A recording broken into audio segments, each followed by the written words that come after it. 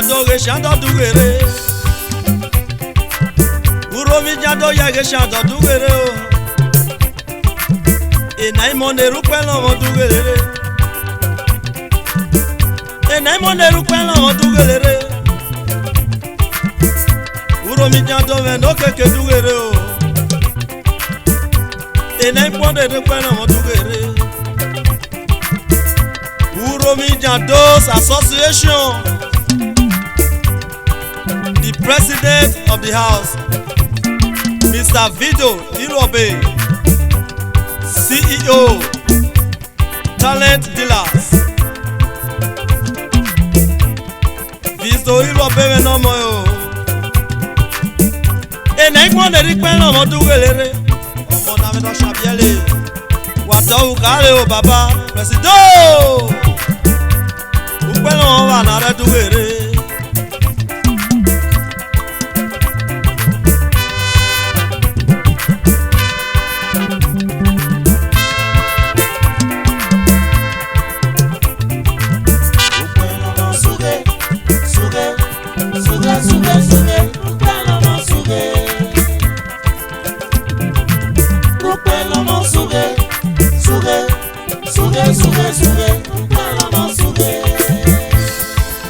Vice President of the House, Mr. Peter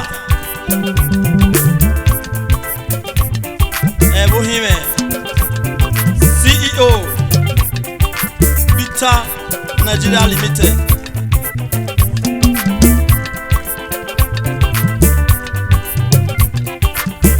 Enemone rikpelo mo dugere o. Enemone rikpelo mo dugere. Peter me oni anele Vice President.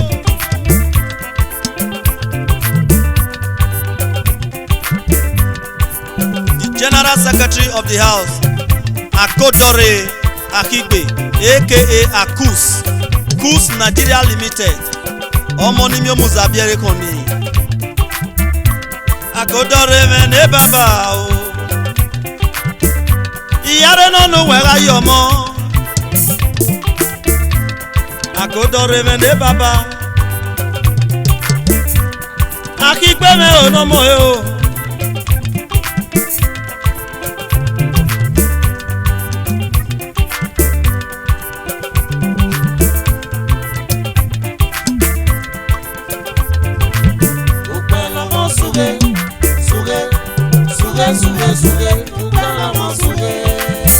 Akuskuti Nigeria Limited.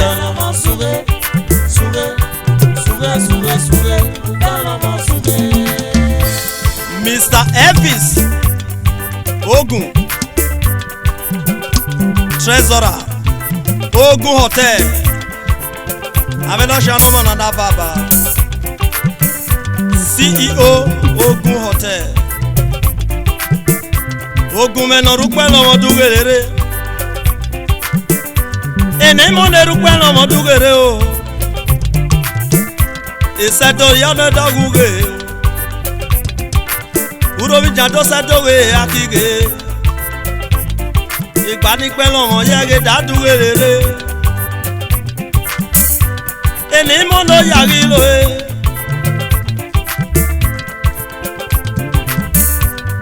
Ogbes Ewaifo, the committee chairman, Ogbe Electronics, electrical dealers. Iyaro Yodadi, Irachi Emmanuel Akato, the vice committee chairman, Emma Energia, Emma Solar, Let There Be Light. Emmanuel Akato Omio Diahi o. Omo no rukwe no mo dugere na both home and abroad. Based in Italy.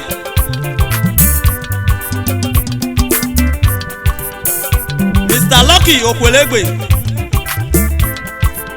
Iyaro Yodadi.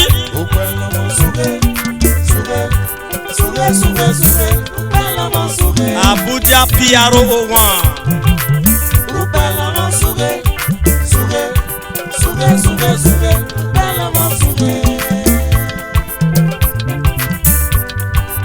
Mr. Moses Igberaise,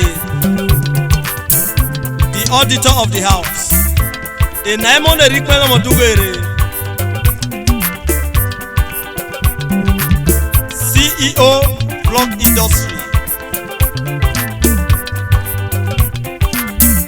Enaimon Erikpelo Modugere, Esuge Akire Bugele o. Imono yagi lokona.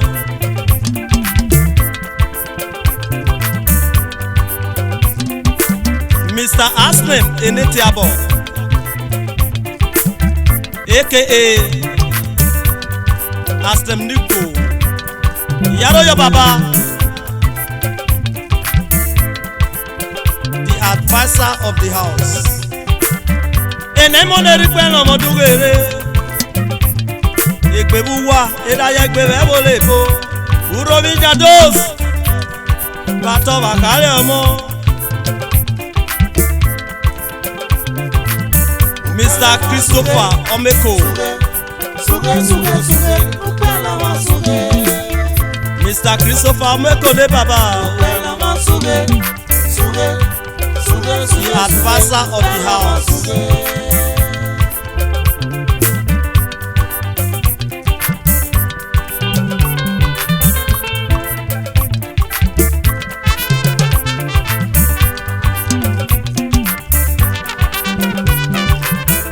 Engineer Dr. Joseph Ehiagwina.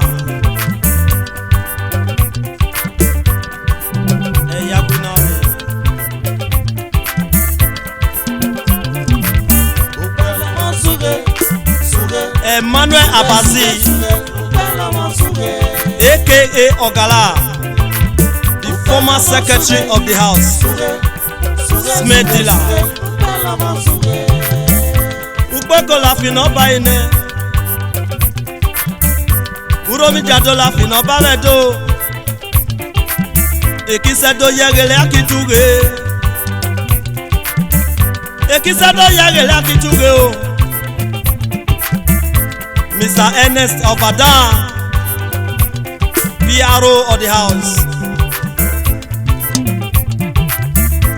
Ernest Obadan menojo. Iyare nonu wela yo baba. Mr. Okpora Goide, member of committee. CEO Okpora Investment. Enaimon Erikpelo Modugelere. Iyare ni baga yo baba.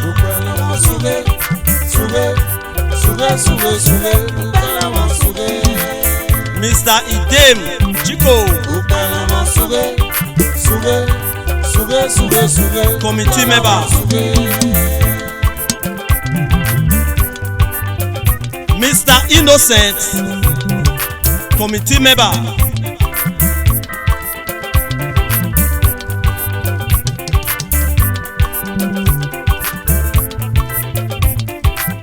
Mr. Mishak, committee members.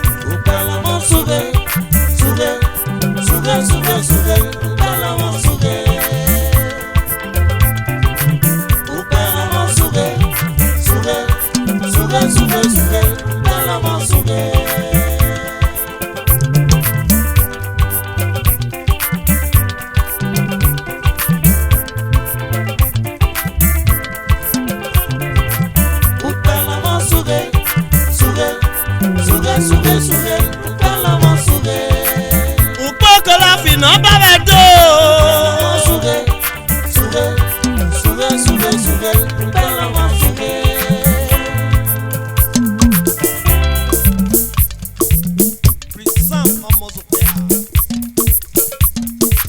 Eje ni dagbija boto, elamene kaida mwami, uromi jando me jage ni baki.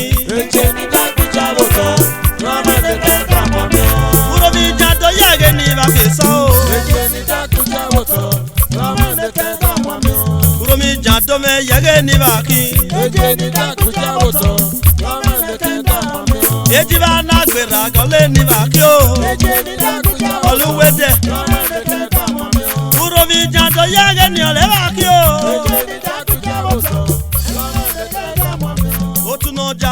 yeva go ribo.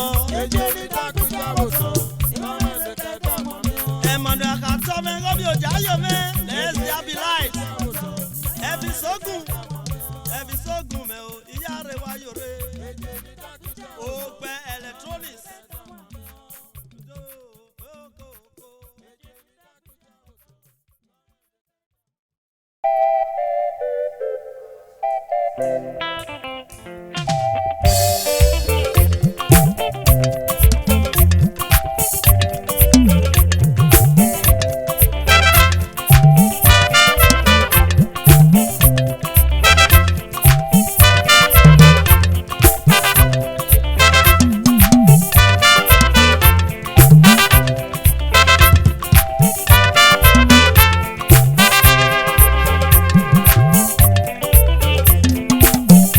Bezana damia yega kivado Yesu ema ho Madalina Okediku Iba basalia Bani basalie Olezere kivado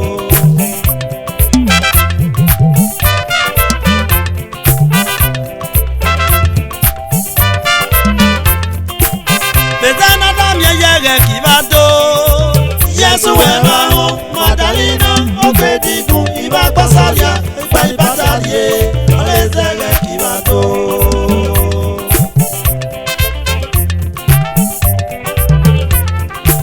Bezana damie yage bo vayugbo.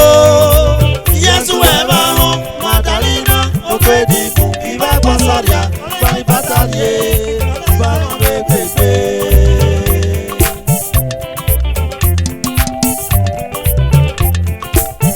Bezana damie yage yesi ogito. Bezana damie yagari esigogito Bezana damie yagari esigogito Abana wegbegbe Madalina ibagbosoria o Nogbani batarie o Obame wegbegbe Bezana damie yagari esigogito Bezana damie yagari esigogito Bezana damie yagari esigogito Madalina o ibagbosoria no gbani batarie Isuge kere yaga kivado Idano yawa besunu Edayo Madalina Okediku ibagbosoria ole gbani batarie o ole zene kivadado Isuge kere gijerebe yea Idano yawa bewosunu Edayo Madalina Okediku ibagbosoria no gbani batarie ole zejerebe yea Yewe ba megbegbe o Deaconess Madalina Okediku no shuwa Yewe ba megbegbe o Yeba ba megbegbe Fidelity ba gbosoria Yenu wazi egbe Neneria wa yeyere Neneria wa yeyamoro Oba megbegbe o Smart dogbe ba gbosoria Smart dogbe Iyere wa yoro Baba wọn yọ nu zegbe Nenerie ọba wegbegbe Meji Innocent St. Noah Bezi Europe Yẹwọn nu zegbe Ọmọ náà gbé bí Holland Nenerie ọba wegbegbe Nenerie ọba wegbegbe Ọba wegbegbe o Innocent wọn yẹwọn nu zegbe o Ezaya menuziegbe Ezaya magbosoria me Mwe wowo yewe nu weziegbe Nenerie yego bavegbegbe Deborah yenuziegbe oh Deborah yewe nu weziegbe Ada of the house Christian ibagbosoria Bezi Italy Omo yanu zegbe o Neneria ba wegbegbe Yewe nu wezegbe Medachi Godwin Ugbizi Mwe yanu zegbe o Neneria yego ba wegbegbe o Oba wegbe no Roda mono riwobo Yewe nu wezegbe Neneria ba wegbegbe Neneri abawe gbegbe o okpoko niye osuwo o. Adimoto munu ya wa kamu. Ebuwa munu wa kamu o. Emuigonu ya wa kamu. Aya so kuriemi o. Kuriemi na worie. Ya bezana dam ya ga kibado. Yesu weba ho Madalina ofediku kiba kosoria akari batalie olezege kibato.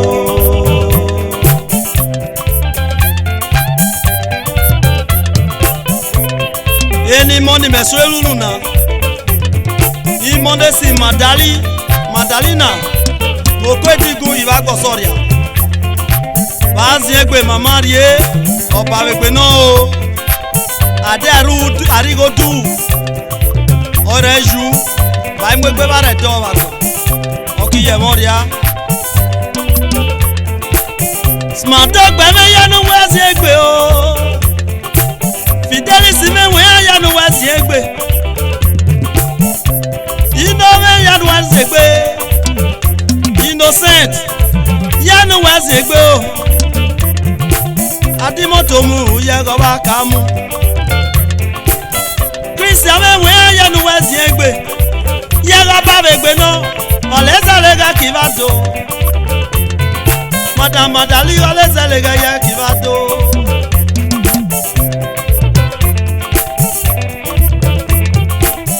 Bezana damye yega kibado Yesu weba ho Madalina ofediku kiba kosoria akari batalie olezege kibato.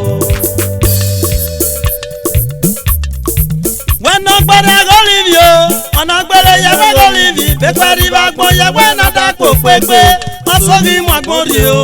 Onagbele go live onagbele yewe go live bekwari bagbo yewe na dapo pepe asogi magbori o. Onagbele go live wenogbele ye go live bekwari bagbo na ye na dapo pepe asogi magbori o. Onagbele go live onagbele ye go live bekwari bagbo yewe na dapo pepe Onagbele go live when ogbada ye go live o favour ba gbon ye when oda po pepe aso imo agbori o ogbada go live o onagbele ye go live favour ba gbon ye when oda po pepe aso imo agbori o.